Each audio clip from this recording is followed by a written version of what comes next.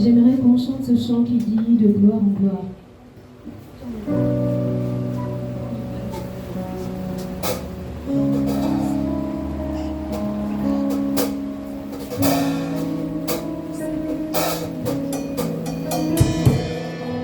J'aimerais que tu adoptes une attitude de prière.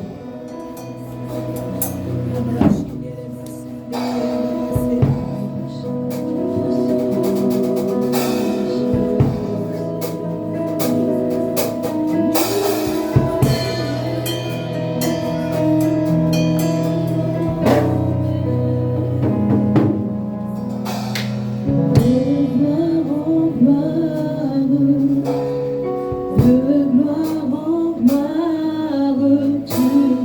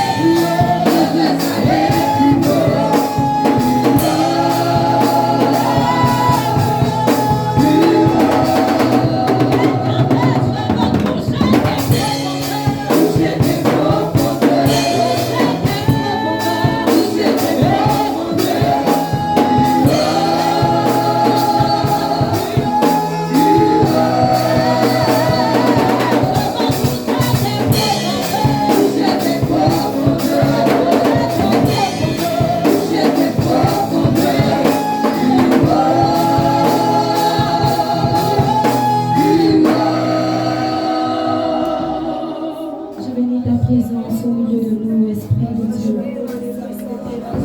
Merci, Esprit de Dieu, parce que tu es toujours au rendez-vous. Je t'élève ce soir, Éternel des armées. Je te magnifie ce soir, Esprit de Dieu, pour ta sainte présence et pour ta grandeur au milieu de nous, Esprit de Dieu. Mon âme te bénit, mon âme te rend la gloire et l'honneur. Adonai. Sois élevé, sois béni, Esprit de Dieu. Alors j'aimerais que tu acclames très fort, Esprit de Dieu. Acclame très fort, Esprit de Dieu. Alléluia.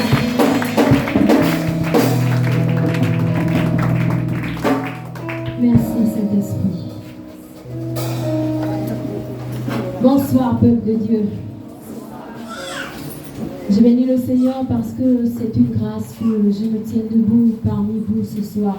Amen.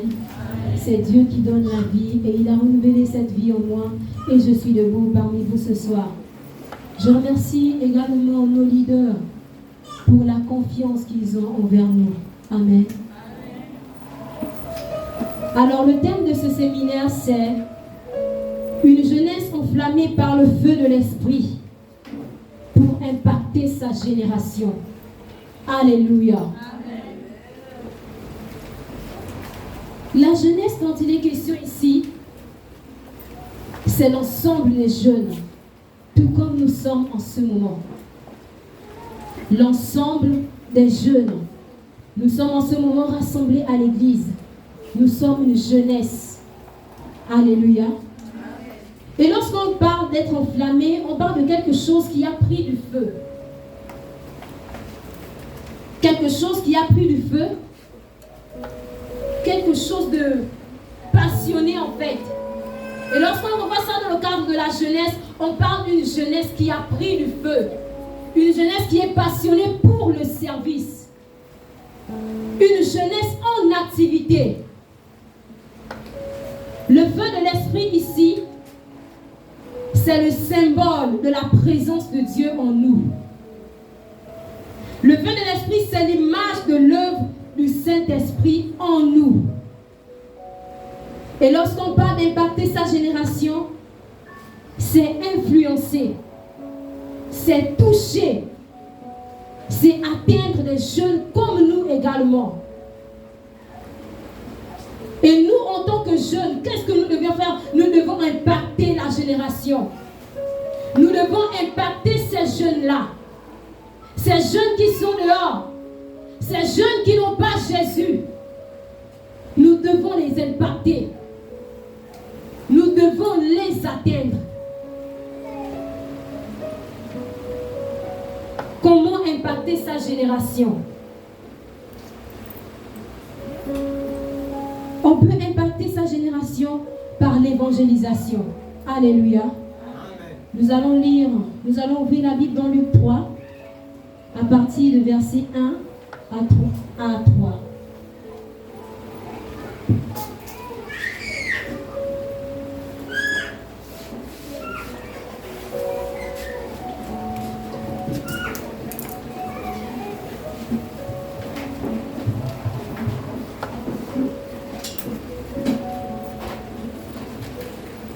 Il est écrit dans Luc 3, à partir des versets 1 à 3. La 15e année du règne de Tibère César, lorsque Ponce Pilate était gouverneur de la Judée, Hérode tétrarque de la Galilée, son frère Philippe tétrarque de l'Ithurée et du terroir de la Trachonite, Lysania tétrarque de l'Abilène, et du temps des souverains sacrificateurs Anne et Caïphe. La parole de Dieu fut adressée à Jean, fils de Zacharie, dans le désert. Et il alla dans tous les pays des environs du Jourdain, prêchant le baptême de la repentance pour la rémission des péchés. On va descendre jusqu'au verset 4. Selon ce qui est écrit dans le livre des paroles d'Ésaïe, le prophète, c'est la voix de celui qui crie dans le désert, préparez le chemin du Seigneur et aplanissez ses sentiers. Amen. Amen. Nous pouvons nous rasseoir.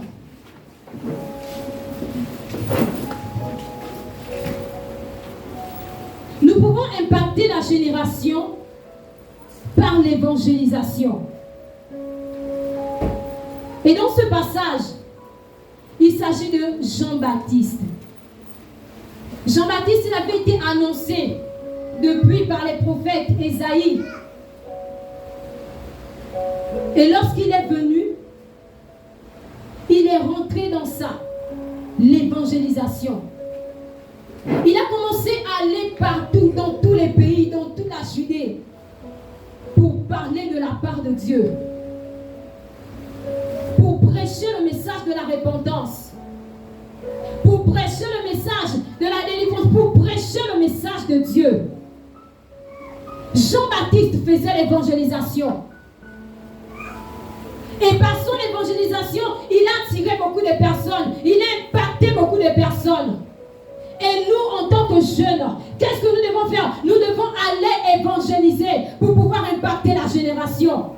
Nous devons aller évangéliser pour pouvoir impacter les jeunes comme nous. Si nous restons seulement là, comment est-ce que allons-nous pouvoir impacter ces jeunes? Si nous restons seulement là dans l'église, assis, à ne rien faire, comment est-ce que allons-nous impacter ces jeunes? Il faut que tu sortes. Il faut que tu ailles à l'évangélisation. Par là, tu pourras impacter ces jeunes. Plus tard, lorsque Jésus était en train de monter, il a dit aux disciples, dans Matthieu 28, allez et faites de toutes les nations des disciples. Les apôtres, eux, ils ont eu à faire leur mission. Et aujourd'hui, nous sommes tous ici présents. Maintenant, à ton tour d'aller évangéliser et de faire ces personnes des disciples afin qu'eux aussi également, ils puissent impacter d'autres jeunes. Alléluia. Amen. Nous pouvons également impacter la génération par la prière. Vous savez, quelqu'un qui a des temps de prière, quelqu'un qui prie continuellement, ça se fait ressentir. Dans 1 Thessaloniciens 5:17, il est écrit « Priez sans cesse ». Et nous, en tant que jeunes, nous devons avoir des temps de prière. Nous devons à tout moment prier. Par ta prière, même depuis chez toi, avant d'avoir d'aller évangéliser, depuis chez toi, tu peux recommander, Seigneur, lorsque j'irai, touche le cœur de cette personne, touche le cœur. La prière que tu vas faire va déjà agir en la personne. Et il va maintenant falloir que tu te déplaces pour que la personne puisse voir et être impactée. Alléluia. Si tu ne te déplaces pas également, comment la personne fera? C'est vrai, tous les jours tu vas prier, tous les jours tu vas prier, mais il faut également te déplacer. Alléluia. Nous devons toujours être en prière. Il peut arriver même dehors, tu croises une personne malade. Qu'est-ce que tu vas faire? Étant donné que tu es dit en toi, tu vas élever ta voix, tu vas commencer à prier, même s'il y a les gens autour de toi. Et par là, tu peux également impacter d'autres jeunes. Tu peux également toucher le cœur des jeunes. Lorsqu'ils verront cela, il va dire, mais tiens, le jeune là c'est de force, le jeune là c'est de courage. Et par ça, tu pourras les atteindre. Nous pouvons également impacter par la prière.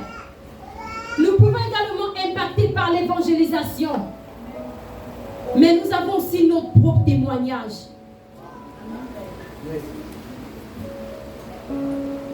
Dans 1 Timothée 4:12, il est écrit que personne ne méprise ta jeunesse, mais sois un modèle. Sois un modèle en parole. C'est-à-dire que tu es chrétien, oui. On te voit tous les jours venir à l'église, mais toutes les paroles qui sortent de ta bouche ne sont pas des paroles exemplaires. Comment veux-tu impacter ces jeunes? Tu veux les impacter de manière négative ou tu veux les impacter de manière positive? Lorsque tu es chrétien, un jeune chrétien, tu ne dois pas avoir un vocabulaire vraiment dépréciatif. Tu ne dois pas avoir un vocabulaire mauvais. Tout ce qui sort de ta bouche doit être des paroles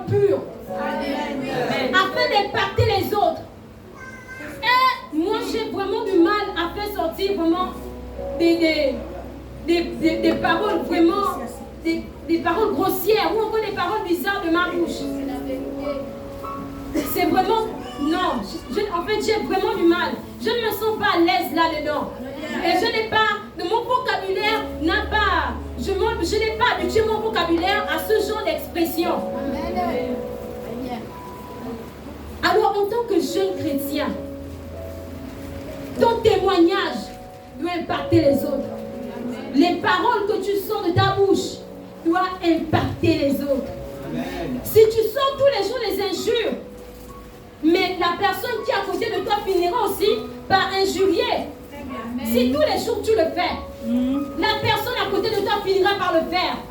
Mais fais sortir de ta bouche des paroles positives. Tu es un chrétien, oui, mais aie également des paroles positives qui sortent de ta bouche. Alléluia. Il dit en conduite, sois un modèle en conduite. Toujours rebelle. Toujours rebelle. Bouc. On te connaît partout, on sait que c'est toi le rebelle. Comment? Mais comment veux-tu impacter? La conduite également joue un rôle très important. Amen. Il te faut avoir une bonne conduite. Vous savez, moi à l'université, personne ne peut dire que je fais quelque chose de mal. Je ne dis pas que je suis parfaite. Mais mon témoignage à l'université, je l'ai arrangé. Je suis allée à l'université, pas pour que les gens puissent voir que, oh non, c'est là, elle part à l'église, mais c'est comme ça qu'elle fait. Oui. Si vous vous renseignez, ils vont vous dire que je suis un exemple. À l'université. Tout le monde sait même là-bas que je suis la fille du pasteur. Effectivement. Des moments, il y a même des personnes que je ne connais pas. Il y a même des personnes que je ne connais pas. Quand ils arrivent, tu écoutes même de loin. Oh, la fille du pasteur, la fille du pasteur. Je dis, ça c'est qui? Quand tu regardes, tu ne connais pas la personne. Pourquoi? C'est la conduite. C'est le témoignage. Le témoignage que j'ai là-bas. Les gens prennent et ils vont parler ainsi de suite. Beaucoup de gens me connaissent là-bas. Moi, je ne les connais pas tous. Je les découvre au fur et à mesure que l'on avance. Amen. Amen. Donc, une bonne conduite impacte ton entourage. Amen. Une bonne conduite impacte les jeunes comme toi. Amen. Alléluia. Amen. Mais nous remarquons une chose, que la jeunesse d'aujourd'hui a peur. Nous remarquons que la jeunesse d'aujourd'hui a honte. Que si tu dis à un jeune de venir prier, soit le jeune va te regarder et sourire pour dire que je ne peux pas, soit le jeune va te dire ouvertement je ne peux pas. À cause de quoi? La honte. À cause de quoi? Du stress. Il y en a même qui sont paresseux, qui ne veulent pas fournir d'efforts. Ils ne veulent pas fournir d'efforts. Ils ne veulent complètement rien faire. Ils veulent juste rester des membres fidèles de l'Église. Mais quand est-ce que tu vas avancer? Quand est-ce que tu vas avancer?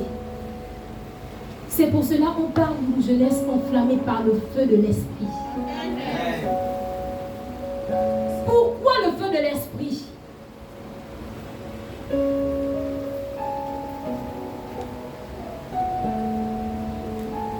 Pourquoi le feu de l'esprit? Parce que lorsque le feu de l'esprit descend en toi, le feu de l'esprit vient briser, brûler la honte, brûler la nonchalance, brûler le stress, brûler la honte que tu peux ressentir, brûler la paresse. Alléluia.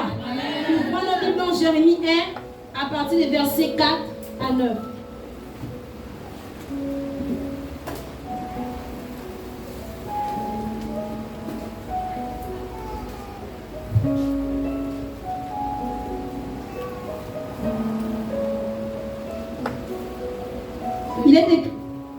il est écrit dans Jérémie 1 à partir du verset 4 à 9.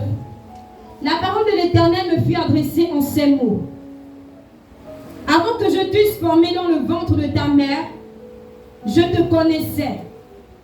Et avant que tu fusses sorti de son sein, je t'avais consacré. Je t'avais établi prophète des nations. Je répondis, ah Seigneur éternel, voici, je ne sais point parler, car je suis un enfant. Et l'Éternel me dit, ne dis pas je suis un enfant, car tu iras vers tous ceux auprès de qui je t'enverrai, et tu diras tout ce que je t'ordonnerai. Ne les crains point, car je suis avec toi pour te délivrer, dit l'Éternel. Puis l'Éternel étendit sa main et toucha ma bouche. Et l'Éternel me dit, voici, je mets mes paroles dans ta bouche. Alléluia. Amen. Ici, c'est l'histoire de Jérémie. Comme on le lit bien dans le verset 4, il dit, avant qu'il ne puisse formé dans le ventre de sa mère, l'Éternel le connaissait déjà. L'Éternel avait déjà consacré. L'Éternel avait déjà préparé à ce qu'il soit prophète. Et lorsque le temps est arrivé, Jérémie, il s'est négligé. Il s'est négligé. C'est pour cela qu'il a dit au Seigneur, ah Seigneur, je ne sais point parler. Alors que le potentiel était déjà en lui. Il s'est négligé. Il sentait que là, il ne pouvait pas. La mission qu'il avait était tellement grande qu'il ne pouvait pas faire cela. Mais qu'est-ce que le Seigneur répond à Jérémie? Le Seigneur lui répond en disant, ne dis pas que tu ne sais pas parler. Qui t'a choisi? C'est le Seigneur. C'est le Seigneur qui est, c'est à cause du Seigneur que nous sommes tous rassemblés en ces lieux. Il avait déjà prévu que tu devais être là ce soir même, à vie abondante. Ce n'est pas un hasard. Alléluia. Amen. Mais Jérémie s'est négligé. Et puis le Seigneur peut dire, ne te néglige pas. Ne dis pas que tu ne peux pas faire ça. Ne dis pas que tu ne peux pas faire ceci ou cela. Je m'adresse à toi, jeune, ce soir. Ne dis pas que tu ne peux rien faire pour le Seigneur. Ne dis pas que tu as honte. Ne dis pas que tu es stressé. Alléluia. Qu'est-ce que le Seigneur a fait? Il a touché la bouche de Jérémie et il a mis les paroles dans sa bouche. Et Jérémie était maintenant capable de pouvoir aller et prononcer le message du Seigneur à des nations. Alléluia.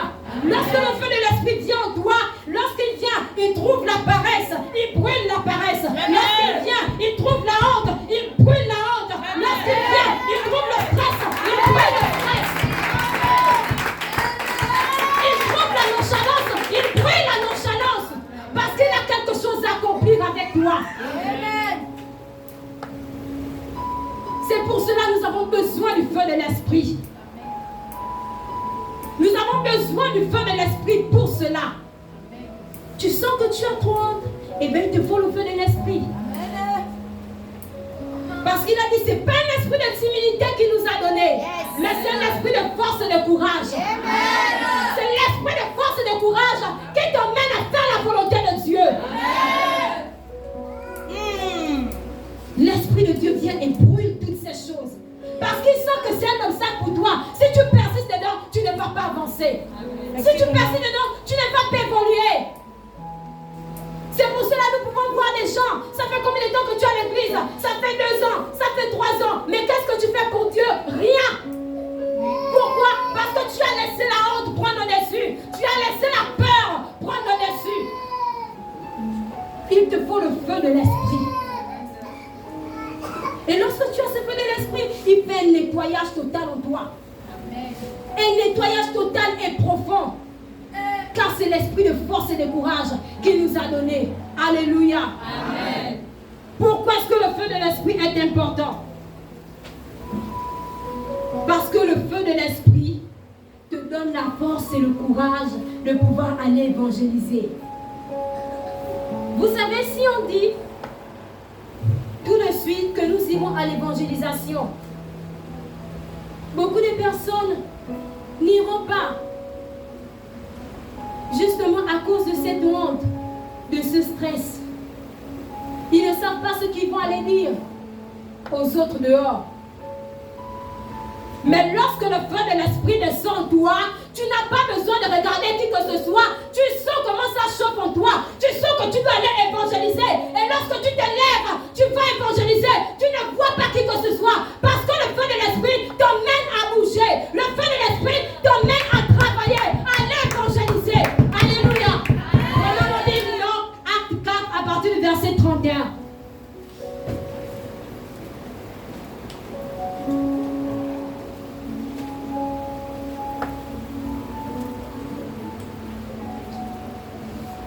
Il est écrit dans Acte 4 à partir du verset 31.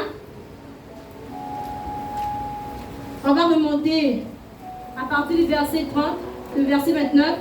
Et maintenant, Seigneur, vois leurs menaces et donne à tes serviteurs d'annoncer ta parole avec une pleine assurance, en étendant ta main pour qu'il se fasse des guérisons, des miracles et des prodiges, par le nom de ton saint serviteur Jésus.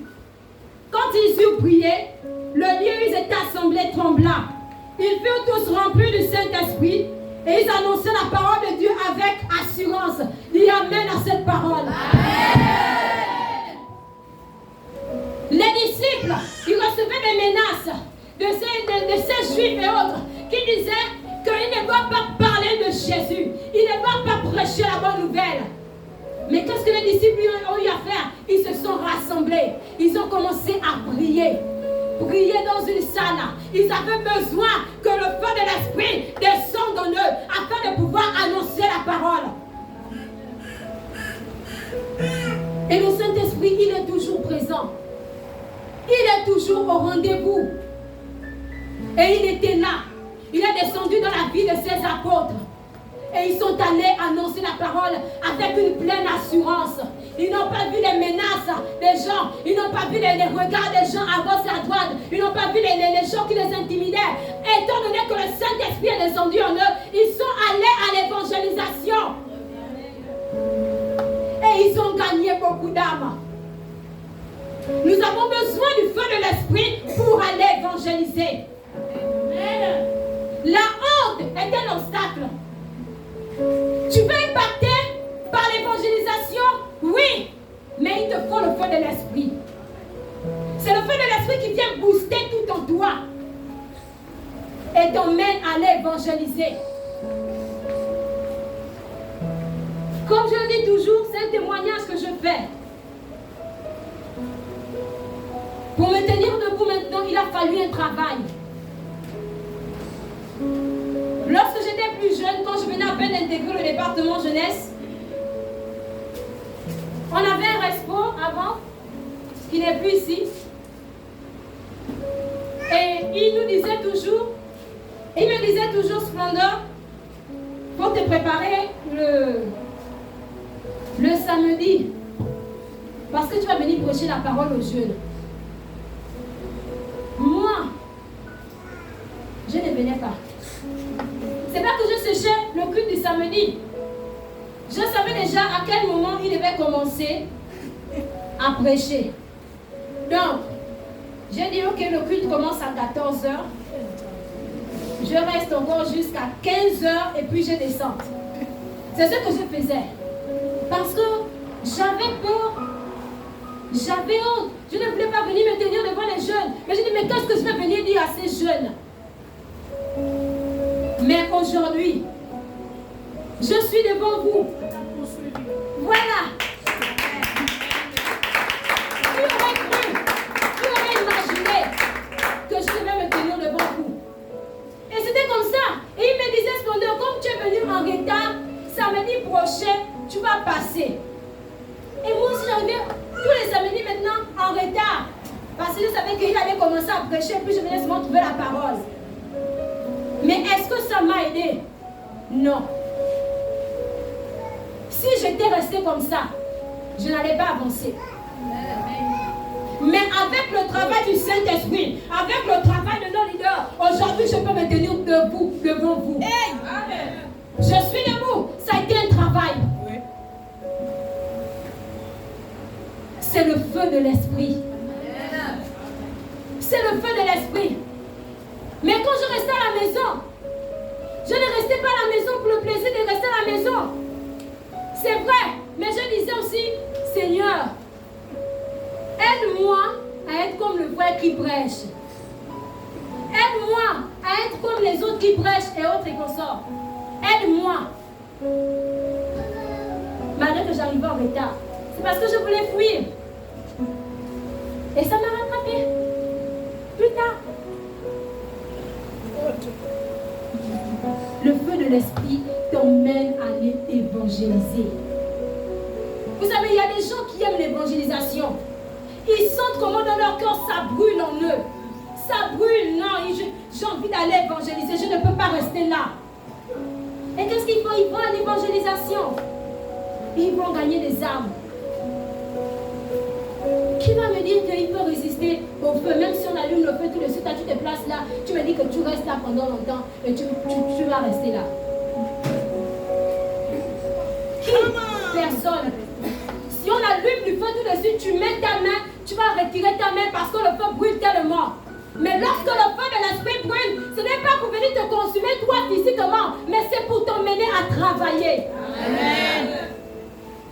C'est pour te booster. Alléluia. Amen. Nous avons également besoin du feu de l'esprit. Parce que le feu de l'esprit donne le zèle dans la prière. Amen. Amen. Ouvrons nos Bibles dans Acte 2. À partir des versets 1 à 4 à 6. Il est écrit: le jour de la Pentecôte, ils étaient tous ensemble dans le même lieu. Tout à coup, il vint du ciel un bruit comme celui d'un vent impétueux, et il remplit toute la maison où ils étaient assis. Des langues semblables à des langues de feu leur apparurent, séparées les unes des autres, et se posèrent sur chacun d'eux. Et ils furent tous remplis du Saint-Esprit, et se mirent à parler en d'autres langues, selon que l'Esprit leur donnait de s'exprimer. Or, il y avait en ce jour à Jérusalem des Juifs, hommes pieux de toute nation, qui sont sous le ciel. Au bruit qui eut lieu, la multitude accourut, et elle fut confondue, parce que chacun les entendait parler en sa propre langue. Alléluia. Amen. Le feu de l'esprit vient te donner le zèle dans la prière. Les disciples, ils étaient dans la chambre haute. Et ils sont restés là-bas parce que le Seigneur les avait dit: restez, je vous enverrai mon esprit.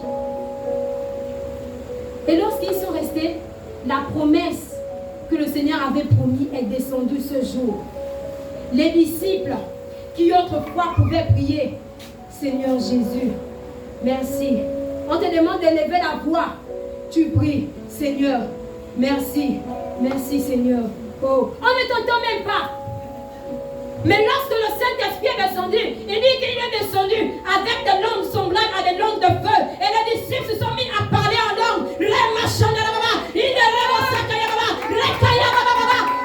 qui étaient là les entendaient parler. C'est-à-dire qu'ils ne pouvaient plus prier de manière simple comme ils étaient au début. Ils priaient de manière simple, Seigneur. Mais là, cette fois-ci, tout le monde les entendait. Amen. Il y a beaucoup de personnes.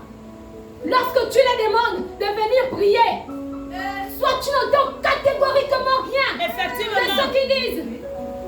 Soit la personne également ne prie pas. Amen. Mais lorsque tu as le feu de l'esprit en toi, il ne peut pas t'emmener quand tu pries, on n'entend rien. Non. Lorsque le feu de l'esprit en toi, il t'emmène à élever ta voix. On te dit élève ta voix. Alors là, tu commences à élever ta voix et tu pries.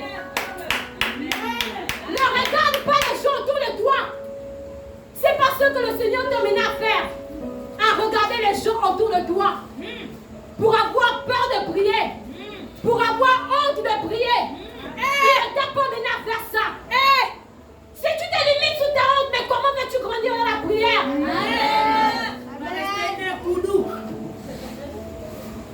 Tu ne peux pas grandir. Il te faut le zèle. Le feu de l'esprit. Quand le feu de l'esprit chauffe en toi, mon frère, tu ne vois pas qui que ce soit. Amen. Vous savez, lorsqu'on était au camp jeunesse, on est allé un temps évangéliser avec une sœur. Et on était avec Marcy ce jour-là. On se tenait dehors. On est allé dans une maison. On a trouvé une sœur aussi. Elle nous a accueillis dehors. On était là dehors. La sœur Chancelvie, elle a commencé à parler à la sœur. Et après, il fallait maintenant prier. Étant donné que nous, on était dehors à la terrasse, tu vois, les gens ne faisaient que passer. Les gens passent, ils sont en train de vous regarder. Après, à un moment donné, je ne sais pas, la honte vient. Du coup, tu arrêtes même de prier, tu laisses la sœur prier seule. Et c'est ce que j'avais fait. J'avais laissé la sœur prier seule. Parce que la honte, les gens ne faisaient que passer. Ils nous regardaient comme ça. Mais aujourd'hui, ce n'est plus le cas. Cette ancienne, elle est passée. Tu vois quelqu'un, tu me demandes de prier pour toi. Je ne suis pas là pour regarder s'il y a des gens ou pas. Je prie pour toi. Très bien. Parce que le feu de l'esprit est descendu en moi. Il a fait un nettoyage. Oui. Il est venu brûler tout ce qui était mauvais. Oui. C'est pour cela que vous me voyez aujourd'hui. Je me tiens debout parmi vous. Oui. Le feu de l'esprit te donne le zèle dans la prière. Vive vraiment une atmosphère de prière, je vous assure que c'est merveilleux. Vive l'atmosphère de prière, c'est merveilleux. Lorsque tu as le feu de l'esprit en toi, oh là là, on te dit de venir me prier tout de suite, tu vas prier. Tu ne vas pas te gratter. Tu ne vas pas bouger de gauche à droite pour chercher, je ne sais pas. C'est poussé par l'esprit que tu vas prier. Amen.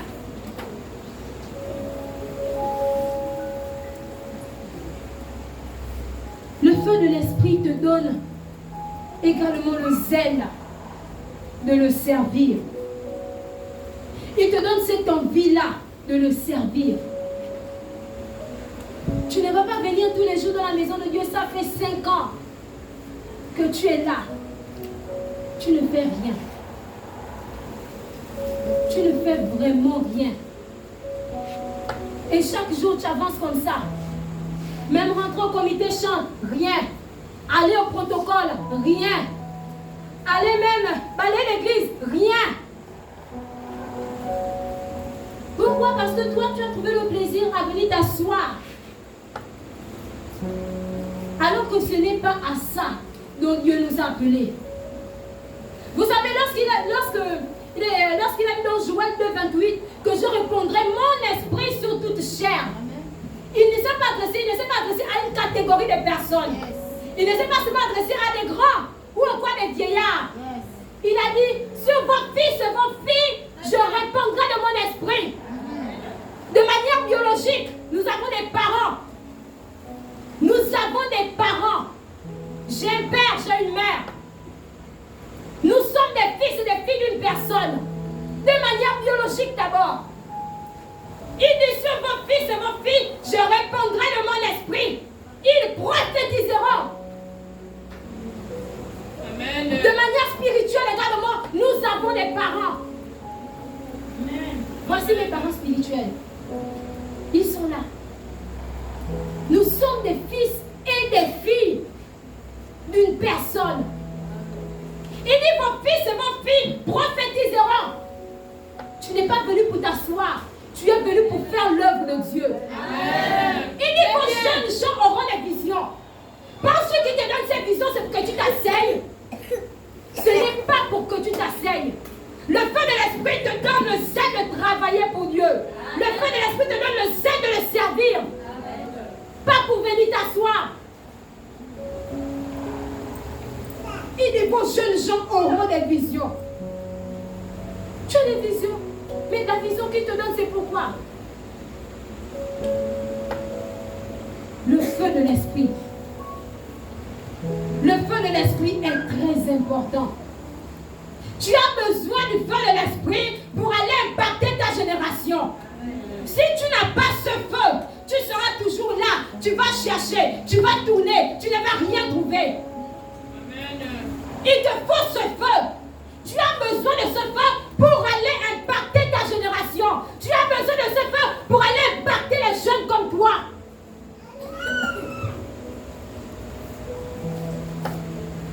Et lorsqu'on a le feu de l'esprit en nous, on ne trouve le plaisir que dans la maison de Dieu. Oui. Vous pouvez le lire dans Psaume 122, verset 1. C'est David qui dit, je suis dans la joie quand on me dit, allons à la maison de l'Éternel. Il dit, il est dans la joie. Pourquoi? Parce que là-bas, il trouve son plaisir, là, dans la maison de l'Éternel. Il se sent en paix là-bas. Mais aujourd'hui, tu trouves des jeunes qui aujourd'hui viennent, demain ils ne viennent pas.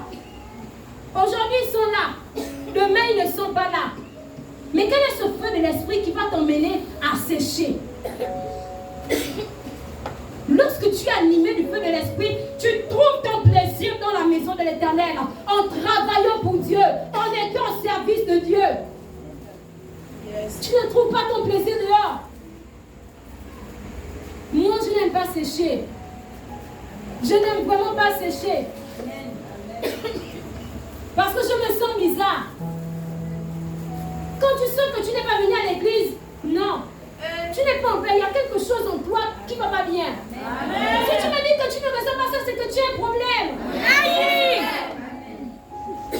C'est que tu as vraiment un problème. Effectivement, c'est que tu es suspect. C'est le mot. Alors que l'Esprit de Dieu en toi, quand ça brûle en toi, ça chauffe.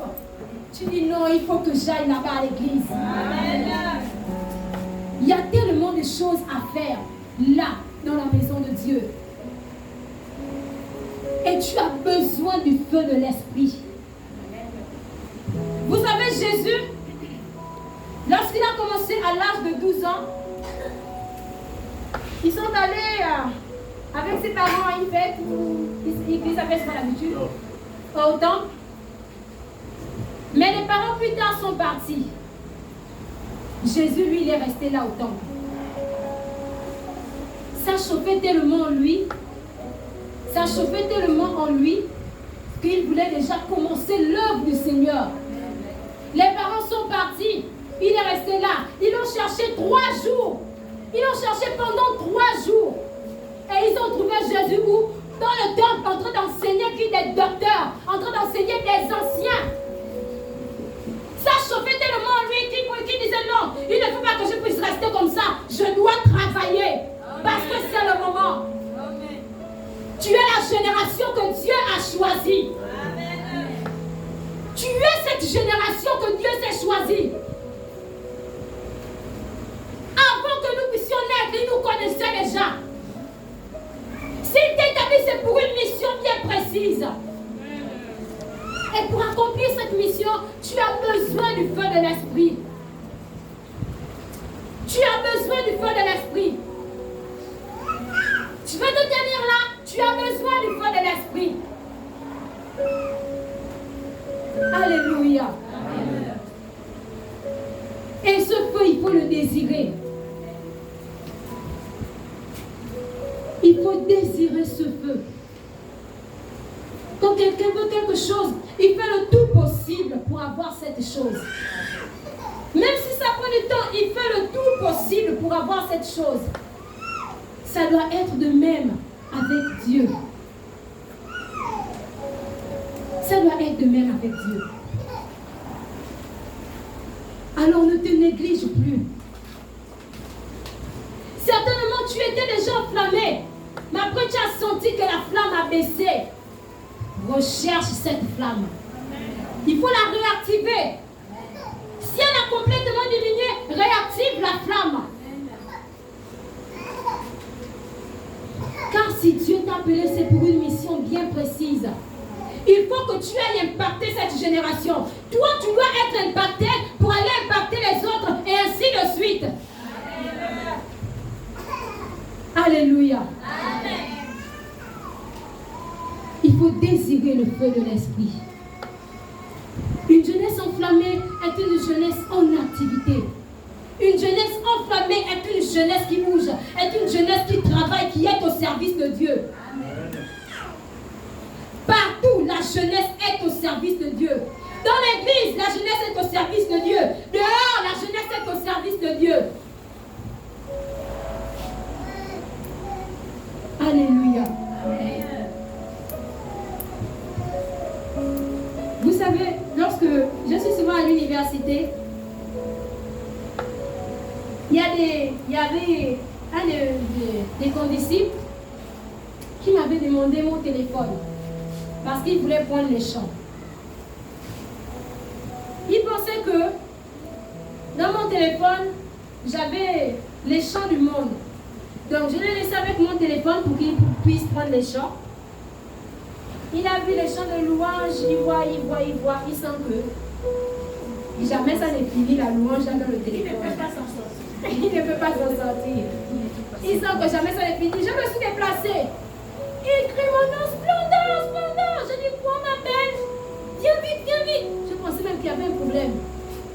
Il m'a dit, Splendor, comment possible? Les autres chrétiens, ils ont même un peu les chants comme nous, là, où on écoute dans le téléphone. Mais toi, tu n'as même pas un chant. Je dis, c'est pour faire quoi avec? Est-ce que ce chant-là glorifie le nom de Dieu? Non. Il dit non, Splendor, toi là, toi ton cas est critique. Je dis, ah, c'est l'Esprit de Dieu qui dit que mon cas est critique. Alléluia. Amen. Alors soyons des modèles. Soyons des modèles pour impacter les autres. Soyons des exemples. Et désirons le feu de l'Esprit. Désirons le feu de l'Esprit pour brûler tout ce qui est mauvais. Tout ce qui peut t'empêcher de faire l'œuvre de Dieu. Tout ce qui peut t'empêcher d'être au service de Dieu. Il faut le désirer, ce feu. Amen. Et il fait un nettoyage total. Amen. Alléluia. C'est ce que j'avais à partager.